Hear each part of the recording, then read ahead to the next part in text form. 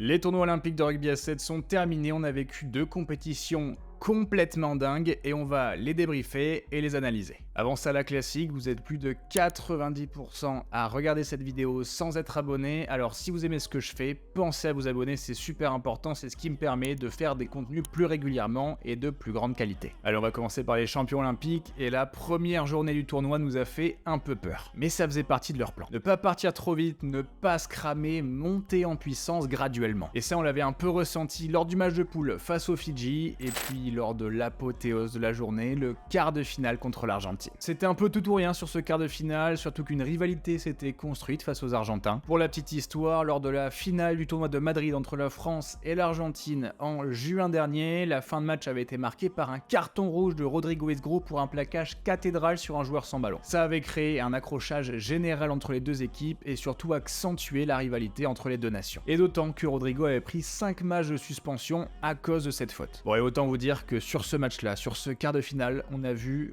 tout le potentiel de la France en termes de rebond et de mental. D'abord en première période, la possession et l'ultra-réalisme. Les Argentins n'ont eu le ballon que 40 secondes sur 7 minutes. Et avec à la clé pour les Bleus, un 21-0. Et mention spéciale à Ryan Rebadge qui a transformé les 3 essais et qui a permis à l'équipe de France d'avoir l'écart maximal possible. En deuxième mi-temps, le début est un peu plus compliqué évidemment. Sur les 5 premières minutes, les Pumas ont le ballon sur 3 minutes et 21 secondes et marquent 2 essais. Mais le tournant de ce match, ce sont les 2 dernières minutes de la deuxième mi-temps. Alors sur le renvoi du deuxième essai argentin, les Bleus récupèrent la balle mais vont passer non pas 2 minutes, mais 2 minutes 50 à 6 à cause du carton jaune de Jordan Sefo qui a pas pu re-rentrer parce qu'il n'y avait pas d'arrêt de jeu durant cette période. Et du coup, il revient lors de la dernière minute du match. Mais les Bleus enchaînent les phases de possession très intelligemment avec pour but de gaspiller, de gâcher un maximum de temps et c'est ce qu'ils font parfaitement. Les Argentins sont indisciplinés, ils commettent 2 fautes et sur la deuxième, Antoine Dupont va marquer le 4e essai des Bleus et pose la cerise sur le gâteau. On passe à la demi-finale qui a été un match plutôt stérile en soi. On a eu le droit à un match ultra défensif en première période et en deuxième, les Blitzboks ont tout simplement craqué face à la pression des Français. Et puis la finale, le plus beau match du set de France que j'ai jamais vu. D'abord la première mi-temps, un essai fidjien un peu facile pour ouvrir le match avec des plaquages manqués, mais ça va réveiller les Bleus. Ils égalisent 7-7 et en défense, ils mettent les barbelés malgré quelques fautes commises. On a donc un score de 7 partout à la mi-temps. Et puis en deuxième période, la possession française a été telle que les Fidjiens n'ont pas eu le ballon plus de 15 secondes sur 7 minutes.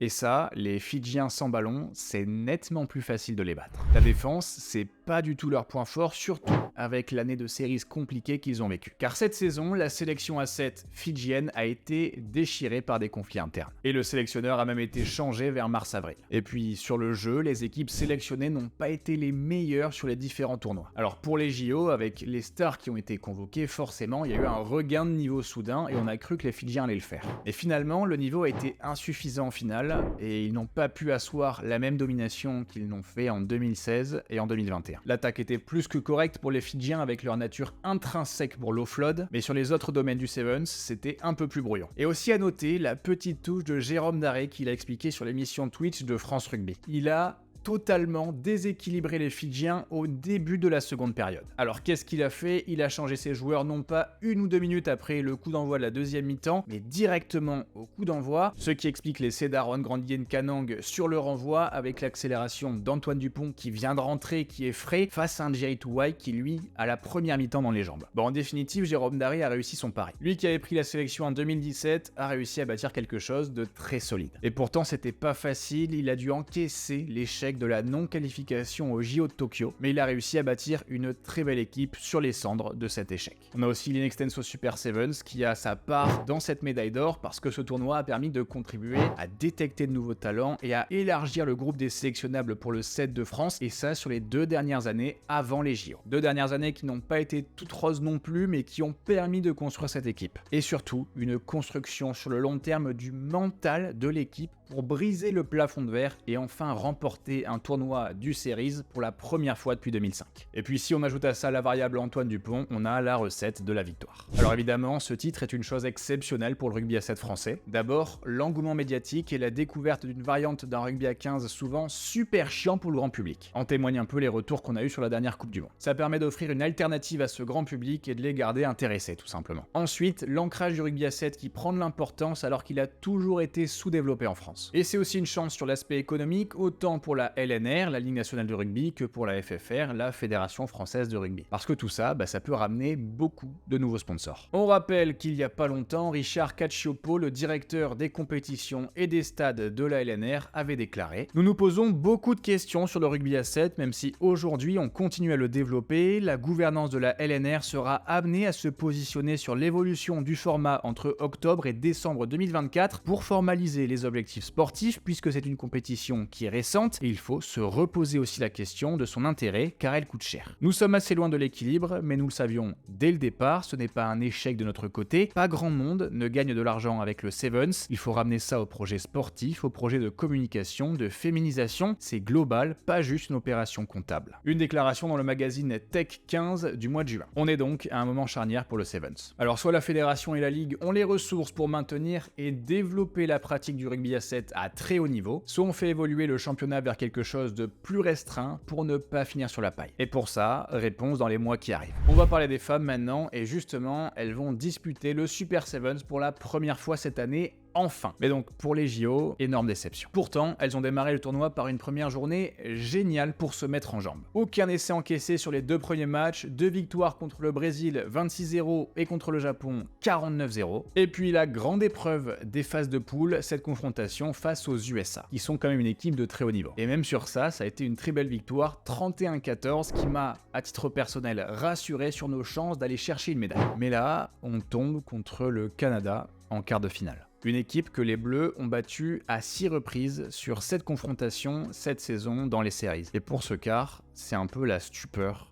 à tous les niveaux. Les Canadiennes sortent pas le match parfait, quoique, mais moi je dirais qu'elles sortent le match adéquate face à l'équipe de France. Mais je vous avoue que sur le moment, j'ai pas trop compris ce qui s'est passé. Est-ce que les Bleus ont sous-estimé les Canadiennes? Est-ce qu'elles ont voulu s'économiser pour la demi-finale face à l'Australie? Franchement, je sais pas. Alors on sait comment le set de France a perdu. Les fautes de main, les occasions manquées, les trous en défense. Mais je crois que ça fait partie de ces rares moments dans le sport où David a battu Goliath et au lieu de suranalyser, de chercher à porter le tort à telle ou telle joueuse, on devrait juste passer à autre chose. Ne pas oublier par contre, surtout pas, parce que tout ça, il faut s'en servir pour construire le nouveau cycle du set de France féminin. Et surtout que les joueuses qui restent dans le cycle du set de France féminin puissent dans cette frustration pour se surpasser lors des prochains tournois. En sachant très bien que le prochain objectif à court terme, ce sera de remporter un tournoi sur les World Seven Series. Et puis ça avec un nouveau coach, puisque David Courtex a mis fin à son mandat de sélectionneur après 15 ans passés à la tête de la sélection. Alors on oublie souvent cet aspect dans le traitement médiatique du sport. Ça m'arrive également parfois, même si j'essaye de l'éviter un maximum. Mais les émotions des sportifs et des sportives ne doivent pas être négligées. Et je vous partage les mots de Johanna Grisé qui, à mon sens, représentent le mieux la douleur, la souffrance que les joueurs ont ressenti au coup de sifflet final face au Canada. Il n'y aura pas de médaille, se réveiller depuis 3 jours est un cauchemar. Je suis morte de l'intérieur et je pèse mes mots. J'ai mal dans ma chair, le poids de l'échec sur le cœur. Lorsqu'on prétend à une médaille olympique, perdre en quart n'est pas acceptable et ne le sera jamais. La déception est à la hauteur des attentes et de l'investissement que nous avions. Participer au JO est une chose incroyable, mais repartir sans médaille annule toute la magie d'y avoir été. Ces jeux n'ont plus aucune saveur,